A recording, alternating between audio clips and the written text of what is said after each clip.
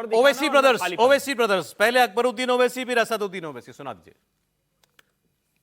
हर किसी की आवाज है, राव की आवाज है, रेड्डी की आवाज है, पाटिल की आवाज है, पटेल की आवाज है, गांधी की आवाज है, पवार की आवाज है, हर किसी की आवाज है। अगर आवाज नहीं है तो ला इलाहा इल्लल्लाह मोहम्मदुर रसूलुल्लाह कलमा पढ़ने वाले की आवाज नहीं है। और मैं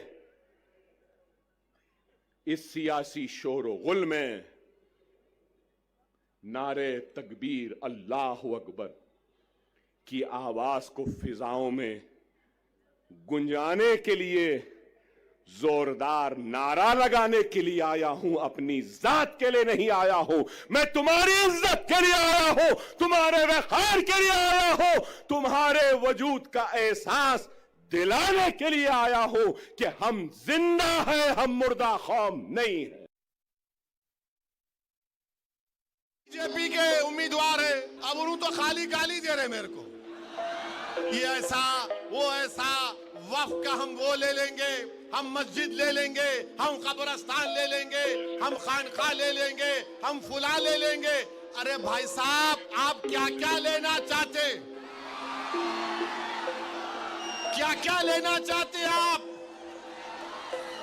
याद रखो, हम भी ले सकते, तुम्हारी याद रखो। हाँ, 20 तारीख को हम लेंगे, क्या लेंगे वो तुमको मालूम। 20 तारीख को हम लेंगे, क्या लेंगे? धूलिया की सीट फारूक शाह के लिए लेंगे इंशाअल्लाह ताला। इन्हीं की बात आइए कर लेते हैं। पहले जो समझ गए वो समझ गए, जो ना समझे वो मासूम है।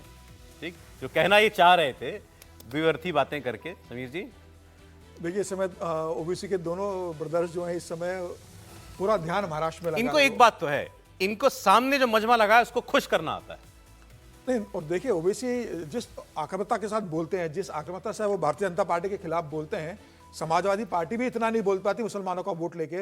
लालू प्रसाद यादव, तेजस्वी यादव भी इतने आक्रामक नहीं है जितने ओबीसी है। और ओबीसी बोलते हैं अच्छा है। महाराष्ट्र में उनका एक क्रेज है, इसमें कोई दो राय नहीं। मुस्लिम कम्युनिटी में उनका बहुत क्रेज है, इसमें कोई दो राय नहीं है। और महाराष्ट्र में उन्हें मालूम है कि ये महाराष्ट्र का चुनाव उनके लिए बहुत महत्वपूर्ण है। अगर आप तेलंगाना के बाहर अगर कहीं ओबीसी ब्रदर्स को या ओबीसी की पार्टी को कहीं सम्मान और सीटें मिली है तो महाराष्ट्र ही रहा है। और उन्हें इस बार लग रहा है कि महाराष्ट्र में जिस तरीके से उनका जमीनी स्तर पर काम हुआ है, हर विधानसभा में उन्होंने कोशिश की थी कि अपने ग्राउंड लेवल पर काम किया जाएगा। 16 सीटों पर चुनाव लड़ रहे हैं। उनकी कोशिश है कि कम से कम यहां से 4 सीटें जीते। 2 विधायक तो उनके हैं, वो लग रहे हैं कि 4 से 5 सीटें हम जीते। और वो ये बात को मान के चल रहे हैं कि अगर 5 से 7 सीटें हमने अगर महाराष्ट्र में जीत ली तो आने वाले बिहार में हम एक बड़ी ताकत बनेंगे। सर बोलिए। वो पूरे हिंदुस्तान के मुसलमानों को एकत्रित करना चाहते हैं, लेकिन वो भूल गए कि उनसे बड़ा चेहरा मुसलमानों को महाराष्ट्र के अंदर उद्धव ठाकरे बन गए हैं। मैं वही बात कहने जा रहा था। ये छोटे ओवैसी जो बोले ना, राव की आवाज है, रेड्डी की आवाज है, पाटिल की आवाज है, पवार की आवाज है, तुम्हारी आवाज नहीं है। कलमा पढ़ने वाले मुसलमान की आवाज नहीं है। आज तो सारे मुसलमान को पता है, उसको कहां वोट देना नहीं पता है क्या सर? ये सारा मुश्किल यही है। कल भी हम लोग इस पर चर्चा कर रहे थे कि उनका झगड़ा, फिर वही बात आएगी कि उनका झगड़ा बीजेपी से है ही नहीं। उनका झगड़ा है जो दल उनका मुसलमानों का नेता होने, मुसलमानों की नुमाइंदगी के रास्ते में आ रहे हैं। वो राहुल गांधी हों, वो उद्धव ठाकरे हों, वो अखिलेश यादव हों, ये चाहते हैं मुसलमान का नेता मुसलमान बने। मुसलमान का नेता मुसलमान बने कि ना बने, वो बने है ना। और पूरे देश भर में वो चाहते हैं कि मुसलमानों की नुमाइंदगी। दर्द इस बात का है कि मुसलमानों का कोई भी वो नेता नहीं बन पाया जो मुसलमान नहीं है। तेजस्वी यादव मुसलमान नहीं है, आप उद्धव ठाकरे मुसलमान नहीं है, राहुल गांधी मुसलमान नहीं है, शरद पवार मुसलमान नहीं है, और ये सब मुसलमानों के वोट लेके जा रहे हैं। और हम मुसलमानों की बात करके हमें मुसलमान वोट नहीं दे रहा है। वो है कि मुसलमान, तो मुसलमान दबाव डाले ना, टिकट दिलवाएं ज्यादा मुसलमानों को। नहीं तो वो तो अपनी पार्टी से देना, कि दूसरी पार्टी वाले देंगे तो फिर उनके नेता तो वो बन जाएंगे ना। वही है, कम से कम मुस्लिम लीडरशिप तो आएगी। चिंता मुस्लिम लीडरशिप और मुस्लिम कम्युनिटी की थोड़ी है। चिंता यह है कि वो मुस्लिम कम्युनिटी के अकेले नुमाइंदे हैं, ये साबित होना चाहिए और ये मुसलमानों को मानना चाहिए। और वो हर जगह कोशिश कर रहे हैं, इसमें भी कोई बुरी बात नहीं। वो हैदराबाद में कर रहे हैं, वो महाराष्ट्र में कर रहे हैं, वो बिहार में कर रहे हैं, वो उत्तर प्रदेश में कर रहे हैं। लगातार वो कोशिश कर रहे हैं, लेकिन अभी तक पिछले इतने लंबे समय के बाद भी वो उस कोशिश को नहीं कर पा रहे।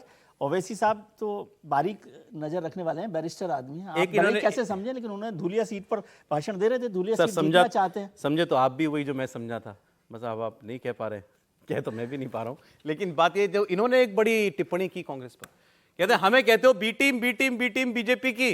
सोलापुर की सीट पर कांग्रेस का कैंडिडेट वापस हो गया, सांसद की बहू जाकर के 25 मिनट बचे थे 3 तारीख को, जिस दिन अपनी नॉमिनेशन वापस लेने थे 25 मिनट बचे थे, जाकर के नॉमिनेशन वापस ले गया। तो उन्होंने कहा बताओ बी टीम कौन है। बिल्कुल कांग्रेस के लिए एक बड़ा एम्ब्रेसिंग सिचुएशन तो ये रही है इसके अंदर। लेकिन ये बात भी सही है कि जिस तरीके से ओबीसी वोट काटने की कोशिश करते हैं, ओबीसी पे आरोप लगता रहा है, और इस बार ओबीसी ने ये कोशिश की महाराष्ट्र के अंदर। देखिए इस बार महाराष्ट्र में सिर्फ 16 सीटों पर लड़ रहे हैं। ओबीसी से भी कहा, किसी पत्रकार ने पूछा था कि आप तो हमेशा से बीजेपी के सपोर्ट करते चुनाव लड़के, उन्होंने कहा अगर मुझे बीजेपी को सपोर्ट करना होता और कांग्रेस के वोट काटना होता तो मैं कम से कम 40 सीटों पर चुनाव लड़ता। मैं सिर्फ 16 सीटों पर चुनाव लड़ रहा हूं जहां मुझे लग रहा है कि मैं जीत सकता हूं। ओबीसी बर्दाश्त का डर और दर्द भी यही है कि मुसलमान उन्हें अपना नेता मानने को तैयार नहीं हो रहे। बंगाल में ममता बनर्जी मुसलमानों की नेता बन जाती है, दिल्ली में अरविंद केजरीवाल मुसलमानों के नेता बन जाते हैं। कर रहे हैं, उनका दर्द आप लोग बार बार कर रहे हैं। राहुल से लड़े, ममता से लड़े, अखिलेश से लड़े, उद्धव से भी लड़े मुसलमान वोट के लिए। दर्द आप समझिए ना, आप लोग असली दर्द बता ही नहीं रहे।